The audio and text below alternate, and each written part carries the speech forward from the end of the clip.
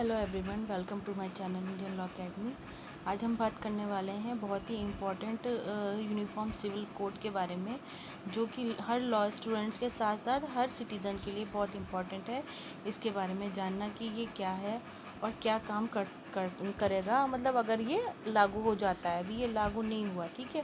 अभी इसका थोड़ा हम देख लेते हैं, इसका इंट्रोडक्शन वगैरह कि ये क्या है, बेसिक इसका क्या है। और ये हर मतलब सिटीज़न को जानना चाहिए, तो इसका एक बेस तो पता ही होना चाहिए कि ये क्या है। और इसको अगर भारतीय जनता पार्टी एप्लीकेबल करने के लिए कह रही है तो उसके पीछे क्या रीज़न है वगैरह, इसमें मैं बताती हूँ, ठीक है। तो ध्यान से सुनिएगा, और अगर कोई डाउट हो तो कमेंट बॉक्स में कमेंट ज़रूर कीजिएगा, ठीक है। और हेल्पफुल हो वीडियो तो प्लीज़ लाइक ज़रूर कीजिएगा वीडियो को, और शेयर कीजिएगा अपने फ्रेंड सर्कल में, और सब्सक्राइब करना ना भूलें चैनल को अगर आपको थोड़ी भी हेल्प होती है। थैंक यू सो मच आगे तक के लिए बने रहने के लिए। द यूनिफॉर्म सिविल कोड, समान नागरिक संहिता इसको हिंदी में कहेंगे, is a proposal in India to formulate and implement personal laws of citizens.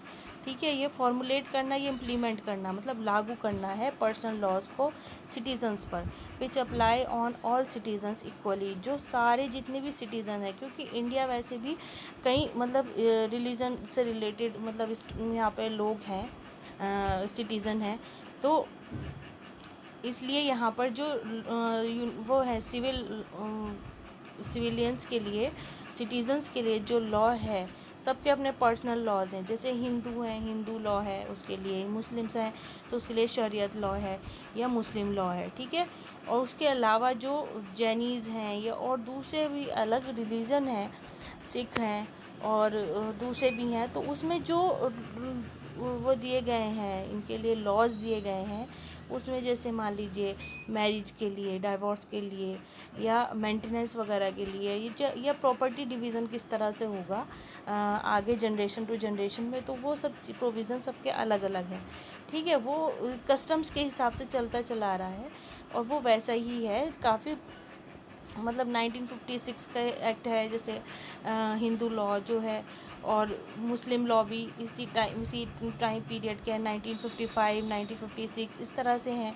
तो काफ़ी पुराने लॉज हो चुके हैं, ठीक है। तो इनमें कुछ वेरिएशन करना चाहती है भारतीय जनता पार्टी, या जो भी है उनका रीज़न, तो उसके पीछे मेन ये है पर्सनल लॉज की सबके ज़रूरत है। तो वो सब पर सेम एक लॉ लागू करना चाहते हैं जो सारे सिटीज़न पर सेम तरीके से काम करेगा, ठीक है। पर्सनल लॉज ऑफ सिटीजन्स, जो पर्सनल लॉज हैं सिटीजन्स के, अब वो जब एप्लीकेबल होगा, प्रैक्टिकली एप्लीकेबल होगा, तब देखा जाएगा कि क्या ये इस तरह से सब पर समान नागरिक संहिता जो है ये ठीक तरीके से इम्प्लीमेंट हो रही है, ये लागू हो रही है कि नहीं हो रही है, प्रैक्टिकली क्या इसका वो रहता है, काम होता है ठीक से कि नहीं होता है। तो वो तो देखने की वाली बात बाद में है। लेकिन अपोजिशन या और दूसरी जो इस पर काफ़ी डिबेट होती है, तो उसमें काफ़ी कहा जाता है कि ये सब पर ठीक तरीके से लागू नहीं हो पाएगा, प्रैक्टिकली तो नहीं हो पाएगा, सब लोग ये कह रहे हैं।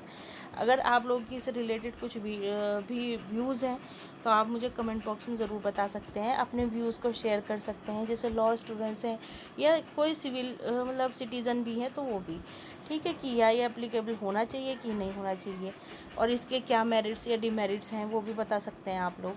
मैं किसी भी फेवर की बात नहीं कर रही हूँ, लेकिन हाँ, एक सिटीज़न होने के नाते आप इस मतलब बता सकते हैं कि क्या ये लागू होना चाहिए या नहीं होना चाहिए वगैरह, ठीक है। अब हम आगे देखते हैं। Citizens which apply on all citizens equally regardless of their religion, gender and sexual orientation, ठीक है, क्योंकि यहाँ पे जेंडर इक्वलिटी की बात होती है, फिर रिलीजन वगैरह के बारे में भी कि सारे रिलीजन्स पर इक्वली लागू होगा।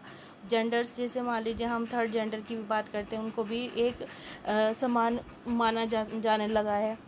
तो उनके राइट्स वगैरह को देखते हुए currently personal laws of various communities are governed by their religious scriptures. जैसे मैंने बताया कि जो रिलीजियस स्क्रिप्चर्स हैं पहले से चली आ रही हैं, कस्टम्स वगैरह, उसे फॉलो करते हुए जो है सभी जो जितने भी रिलीजन है सब ने पर्सनल लॉज को अपने फॉलो कर रखा है। Implementation of a uniform civil code across the nation is one of the contentious promises pursued by India's ruling Bharatiya Janata party. जो रूलिंग पार्टी है भारतीय जनता पार्टी, उसने इसको जो है परस्यू करने के बारे में बोला है या आगे लागू करने के बारे में बोला है। Personal laws are distinguished from public law and cover marriage, divorce, inheritance, adoption and maintenance. ये इस तरह से जो मैरिज प्रोविजंस हैं, डाइवोर्स प्रोविज़न है, इनहेरिटेंस है, इनहेरिटेंस मतलब प्रॉपर्टी को कैसे अगली जनरेशन में इनहेरिटेंस किया जाता है, वो सब चीज़ें। एडॉप्टेशन है, जैसे अडॉप्ट करना, अडॉप्शन हो गया, एंड मेंटेनेंस वगैरह, ये सारी चीज़ें इसमें कवर की जाएगी जो समान नागरिक संहिता है। फिर while article 225 to 28 of the Indian constitution guarantees religious freedom. जो आर्टिकल 25 और 28 से लेकर 25 टू 28 तक है, वो प्रोविज़न ऑलरेडी बात करता है रिलीजियस फ्रीडम के बारे में। To Indian citizens and allows religious groups to maintain their own affairs.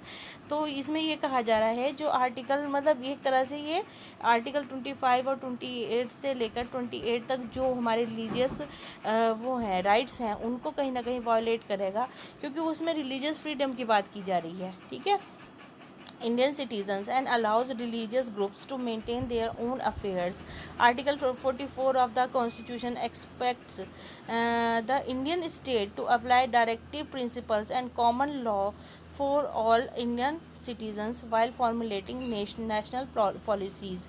मतलब ऑलरेडी आर्टिकल 44 जो है वो जो directive principles of state policy की बात करता है, वो सारी स्टेट को ये राइट देता है कि वो कॉमन लॉ को अपने यहाँ फॉर्मुलेट कर सकते हैं या लागू कर सकते हैं नेशनल पॉलिसीज़ के according. Personal laws were first framed during the British Raj. ये जो पर्सनल लॉज थे ये कब के बने हुए हैं? ब्रिटिश राज के टाइम में। Mainly for Hindu and Muslim citizens the British feared opposition from community leaders and refrained from further interfering within the domestic sphere. The Indian state of Goa was separated from India due to colonial rule in the erstwhile Portuguese Goa and Daman retain a common family law known as the Goa Civil Code। मतलब Goa civil code already वहाँ पे family law लागू है। सिर्फ एक ही ऐसा मतलब वो है गोवा ऐसा स्टेट है या ऐसा जगह है जहाँ पे इंडिया में ये लागू होता है गोवा सिविल कोड के नाम से। And this is the only state in India with a uniform civil code till date. However the Goa civil code is not uniform as it has specially provisions for different communities. For example it allows bigamy to Hindu man if the wife does not deliver a child before the age of 25 और a male child before the age of 30 following India's independent Hindu code. मतलब ये कहा जा रहा है कि ये already जो है हिस्टोरिकल बैकग्राउंड अगर देखा जाए तो इस तरह का एक लॉ गोवा में पहले ही लागू है ब्रिटिश पीरियड से ही। ठीक है, लेकिन उसमें भी काफ़ी चीज़ें जो है मतलब प्रॉब्लम क्रिएट कर रही हैं। Following India's independence Hindu code bills were introduced by largely codified and reformed personal laws in various sects among Indian religious जैसे like Buddhist, Hindu, Jains and Sikhs, but it exempted Christians, Jewish, Muslims and Parsis being identified as distinct communities from Hindu.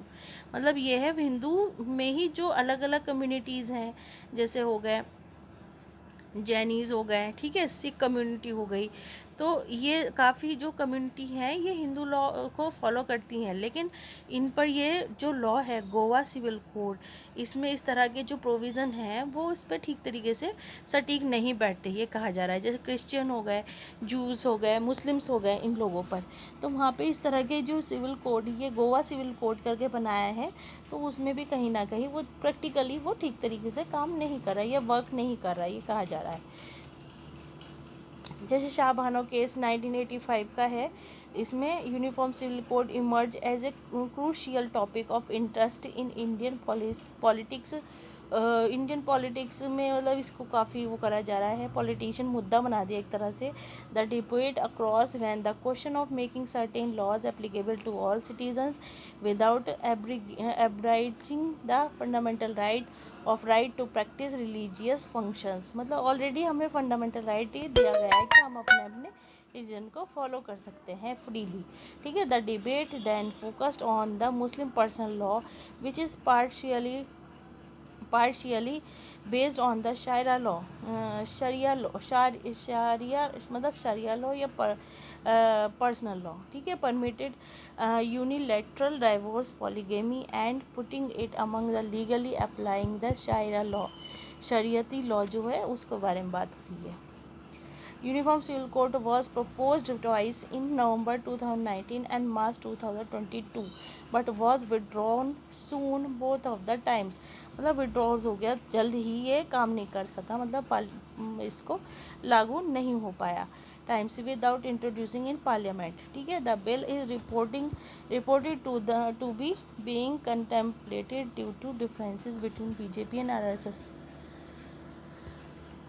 Many opposition parties and BJP's allies from the NDA have opposed the Uniform Civil Code। मतलब ये parties इनके against में है, especially from North East India, claiming it will go against the idea of India के against है। ठीक है।